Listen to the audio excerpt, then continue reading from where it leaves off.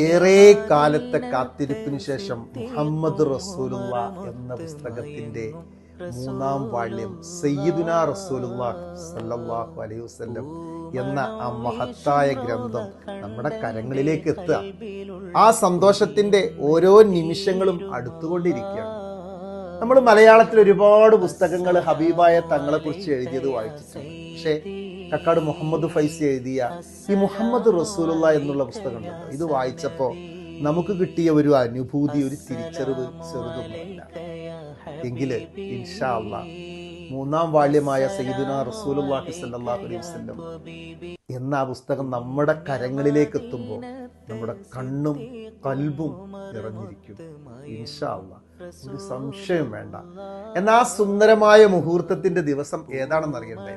ഈ വരുന്ന ഓഗസ്റ്റ് 27-ാം തീയതി ബുധനാഴ്ച കാലത്ത് 10 മണിക്ക് കോഴിക്കോട് ടൗൺ ഹാളിൽ വെച്ചിട്ട് മഹാനായ സയ്യിദ് മുനവ്വർ അലി ശിഹാബ് തങ്ങളുടെ മഹനീയ കരങ്ങളെ കൊണ്ട് ആ മഹത്തായ ഗ്രന്ഥം, അതായത് സയ്യിദുനാ റസൂലുള്ളാഹി സ്വല്ലല്ലാഹു അലൈഹി വസല്ലം പ്രകാശനം ചെയ്യണം കേട്ടോ.